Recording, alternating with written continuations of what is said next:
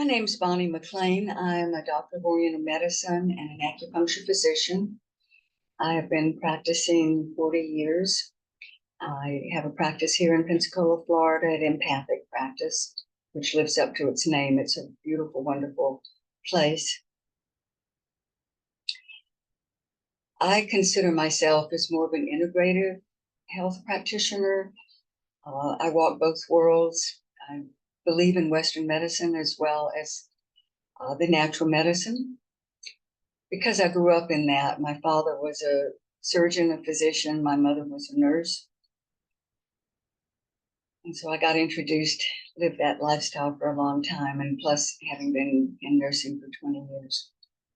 A lot of respect for that field. I don't practice there anymore. All my practice now is preventive and natural. My Chinese medicine includes the acupuncture, cupping, gua sha, which is a scraping. I use hypnosis and guided imagery, Chinese herbs, nutritional counseling, health coaching, energy medicine, which is usually pranic healing, which is no touch, and Reiki, which is touch, flower essences, essential oils, and homeopathy. I also use shamanic work. I love shamanic healing. That is my path, shamanic spirituality, and has been since the probably 1990s is when I got introduced to it.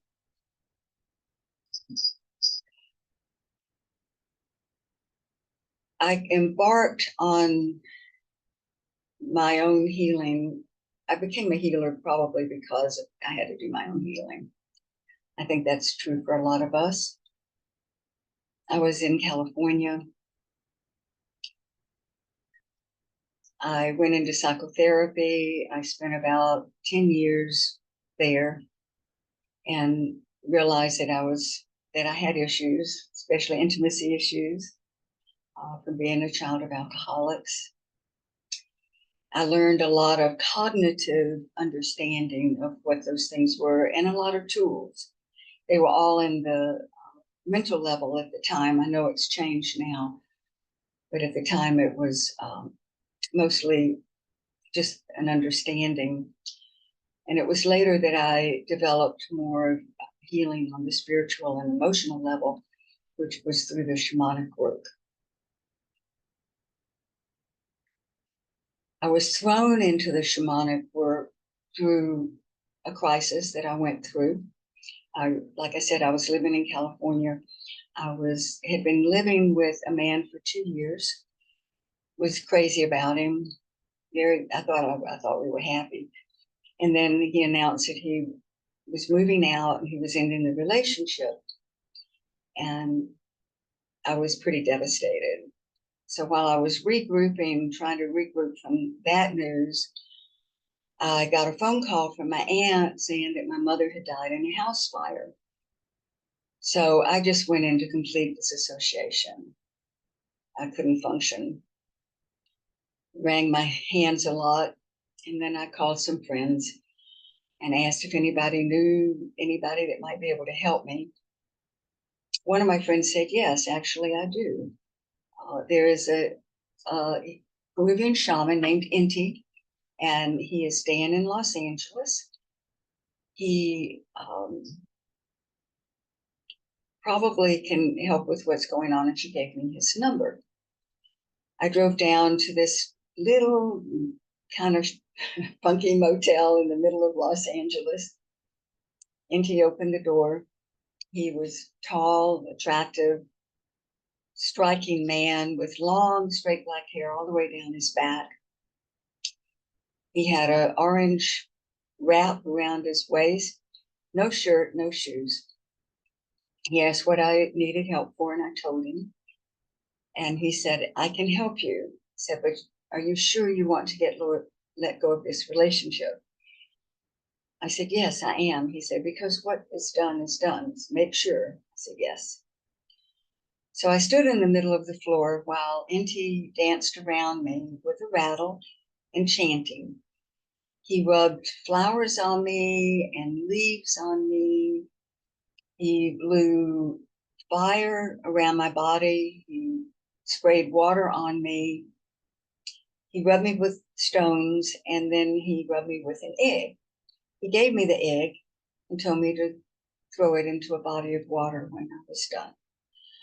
So I did. I drove down to Santa Monica Pier and lugged this egg that felt very heavy and heaved it over the side of the pier. And I immediately felt a sense of relief. I felt back in my body. I did not feel disassociated anymore.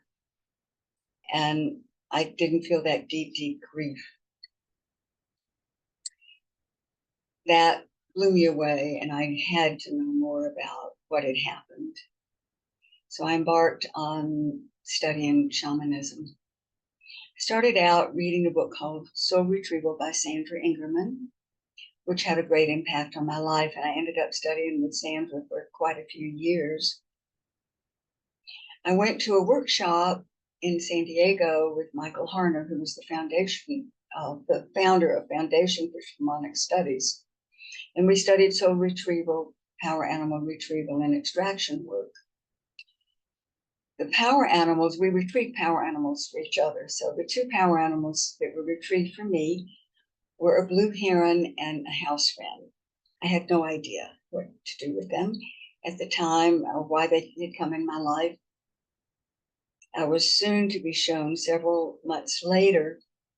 I was driving across country to Pensacola to go to my older son's wedding. The first thing I saw as I drove into Pensacola was a blue heron, almost like he was standing there at the road, waiting, welcoming me to Pensacola. My son wanted me to talk to his chiropractor who was opening up a new practice, a new office for his practice, and he wanted an acupuncturist. I said, well, I'm planning to go to a teaching school out in the West, and I am not interested in this, but to humor him, I went ahead and went on the interview. While we were interviewing, we were outside, and a house wren came and landed on the roof of his new building. So needless to say, I took a leap of faith and I took that job. Several months later, I was shaking my fist at those power animals because that job did not work out. We had a falling out, a disagreement on what we'd agreed on about my practice, and I found myself alone in Pensacola. I didn't know anybody anymore, and without an income, and living in a little apartment. Well, I learned from that experience that I can build a practice anywhere, and that gave me a lot of confidence and a lot of leeway if I wanted to move to different places, which I have not done actually. So I ended up working in several different other offices over the years. I've been here 20 years, and I've worked in some very, very wonderful offices, and the current one I'm in right now is lovely, and I'm totally enjoying being there. I have a little house that I love. I have 3 cats, and I have a wonderful boyfriend.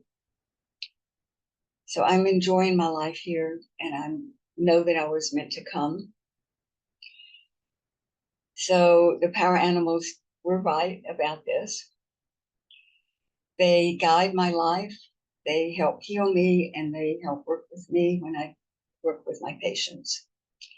The way they work with my patients is a patient will show up, they'll lie on the table, and a lot of times a power animal will just show up in my mind's eye. At first, I was kind of nervous about this. I didn't totally trust the experience. It took me a while to gain confidence in them and in this experience. And so I started sharing with my patients, and they've turned out to be very accurate and very consistent. And it's really helped with a lot of the healing with my patient work. I also do soul retrieval attraction work and helping patients cross over if it's their time. Sometimes the families will ask me to come and help.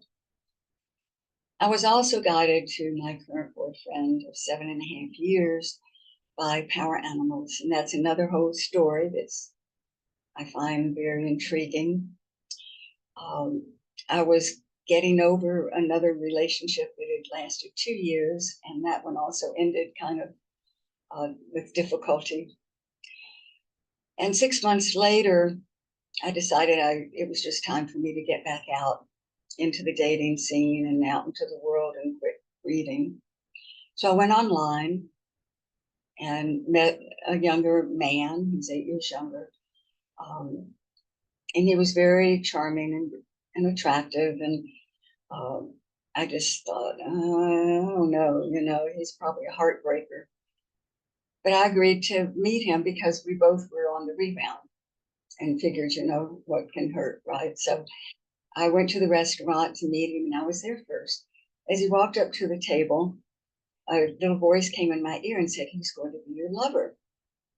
So that intrigued me, and I thought, no, I don't know about that. This guy's probably, it's probably a player. But if I just kind of stay detached, maybe I'll be okay. So I decided that was what I was going to do. And that's what happened. So the first time I went out to his house, I crossed Heron Bayou. When I walked into his house, I saw all these animal pictures on his walls of his living room and his bedroom. And three of them, two in the living room, were power animals. One was a jaguar and one was a lion. And the one in his bedroom was a snow leopard. So that was intriguing. That was interesting. So the relationship obviously has been an affair that's lasted quite a few years, and it's still going strong. He's one of the nicest people I have ever met in my life. And so I know that the power animals guided me again. They have also shown me that they continue to guide me and encourage me with the house winds making nests around my house and seeing blue herons now and then. My boyfriend also has had house winds making nests in his garage. And one day I got a picture on his cell phone of a blue heron standing over him, lying on the beach. He had gone to sleep and woke up with a blue heron standing over him. So I wanted to share, and I also wanted to share the joy I have of being in this book. I have a chapter in there that I'm very excited about. And I wanted to give you my webpage. It's www.spiritgatemedicine.com. So if anybody has any questions or they want to read more, then feel free. Thank you so much.